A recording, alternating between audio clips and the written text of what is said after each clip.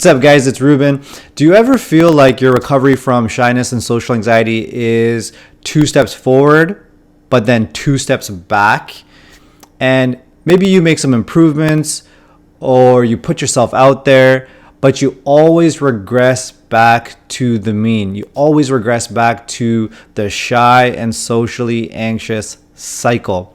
Well, in this video, I want to talk about a mindset that you can adopt that'll lead to permanent and long-lasting change. Now, what I want to talk about today is a concept, multiplicity of the mind. Multiplicity of the mind means that the natural state of the human mind is to have a number of parts or aspects of it, a number of parts or aspects of the personality. And I'll give you an example. If, let's say, you're uncomfortable in groups, you go into the group, you want to connect, you want to have fun, you want to laugh with the people in there, get to know them. But there's another aspect or part of you that it's too frightened. It's frozen. It just can't let go. And so another example would be when I used to go to, like when I would be at work and it would be time for me to public speak, there was this aspect to me, this part of me that really wanted to thrive in my career. It wanted to do the public speaking. It would encourage me like, Ruben, you're going to do this, you're going to do this. But when I was put on the spot, there would be another part that would come in and just make me freeze up. It would come in, it would not let me speak, make my jaw tighten, my voice quiver. And so these were the different aspects of my personality that were getting triggered in these different moments. Now, having multiple parts of your personality, don't worry, you're not schizophrenic. It is completely natural. It is completely a part of the human experience. And once you catch on to this though, it is very, very freeing because you noticed that there's more loving parts of your personality and there's more frightened parts. And what you can do is when you start gaining a bit of distance from these parts, when you realize they are not 100% you, that's when you start to really get some freedom inside because you gain some detachment from them. In these moments that you experience pressure, panic, stress, you start to get that distance and you start to move forward and act from more loving, more powerful, more authentic parts of your personality. Now, let's focus on the frightened parts. The frightened parts of your personality. This is extremely crucial because these are the ones that really hold us back from the life that we want to live. Now, another really important concept is called positive intention. Positive intention. So the frightened parts of your personality, let's say one of these parts comes up in groups. You go into a group and one of these parts comes up. It doesn't want you to engage. It's too frightened, too scared. It won't let go. It won't let go of your body. Now, there's always a positive intention. So that behavior was developed over your lifetime and there was a benefit. So the intention was a positive one because it led to a certain benefit. And that's what's really important. It'll shift your whole mindset on this when you start to realize that your social anxiety symptoms, every symptom you experience, there's a benefit to behaving in that way. There's always a benefit. And at one point in your life, it served you and you basically survived and it made you who you are today. Now, I'm going to give you a couple of examples. When I would go into groups, I would be just really withdrawn. Like I would go in there super wary. And when I started to do these exercises, I would go through my symptoms, withdrawing from groups. Say that's a symptom. But what is the positive intention? Like behind that behavior, what's the benefit of going quiet in a group. And I would think and I would think and I would think. And the benefit is, if I don't show any of my personality, if I don't show my opinions, I don't express who I am, express my life experience and where I stand today because of that life experience, then I can't get rejected, right? I can't reject it. And what it comes down to, think about it, guys, it's a form of control.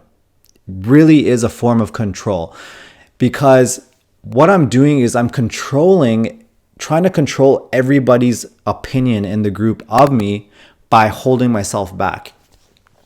And if somebody approached me and was like, Ruben, you're a controlling guy, I would have laughed, because I always identified my role was always calm, chill.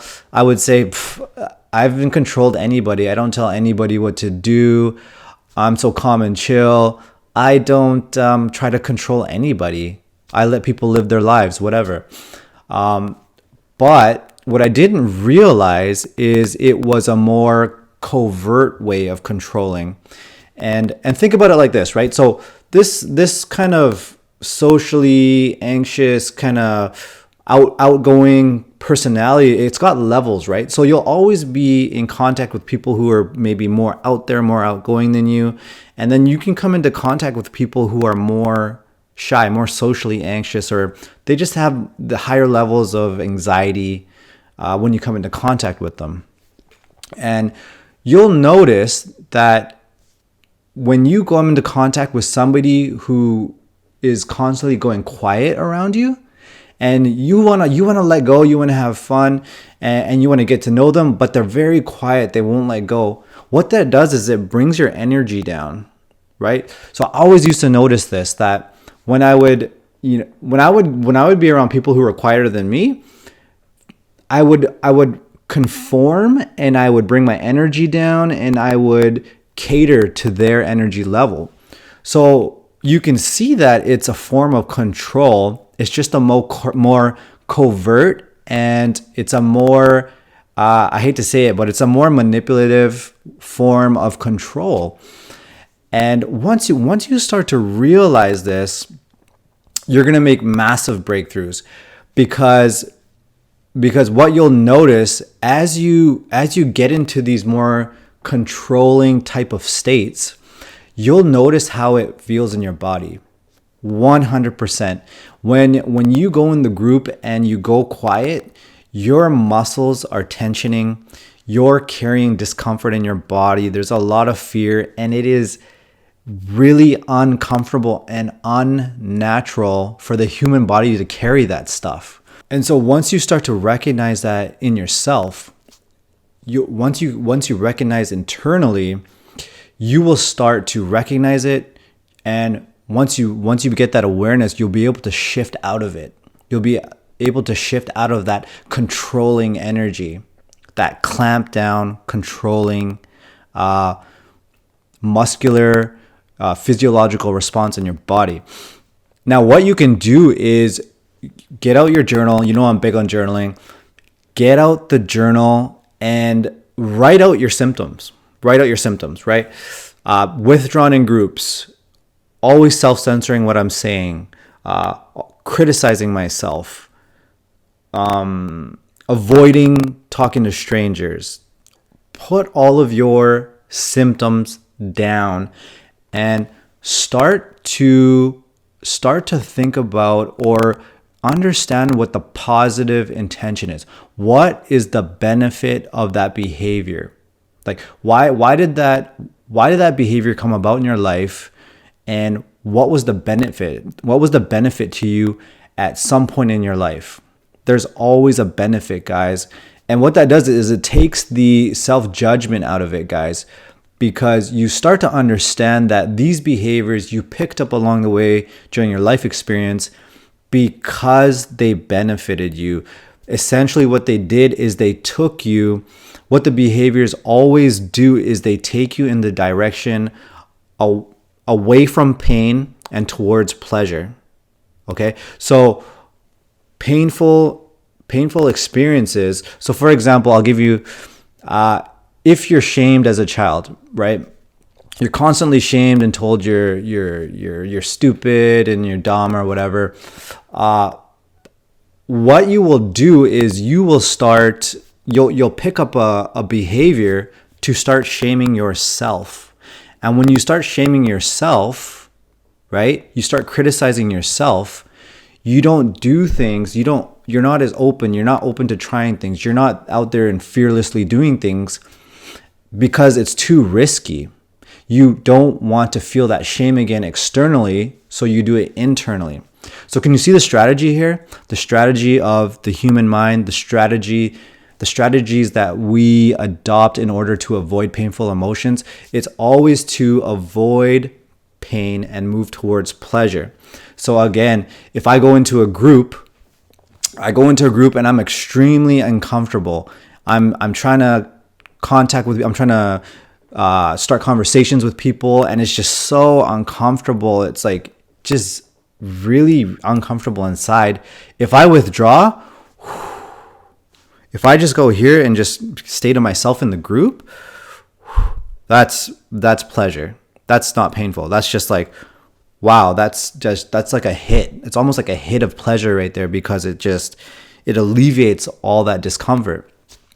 And so I want you to start noticing this in your day-to-day life, how much you move away from pain and towards pleasure, and how your socially anxious symptoms move you in that direction towards pleasure. All right, guys, I hope you enjoyed this video. Once you're aware of these things, positive intention, benefits, how these symptoms are serving you, how these behaviors are serving you to move away from pain towards pleasure, you're going to make huge progress in your recovery.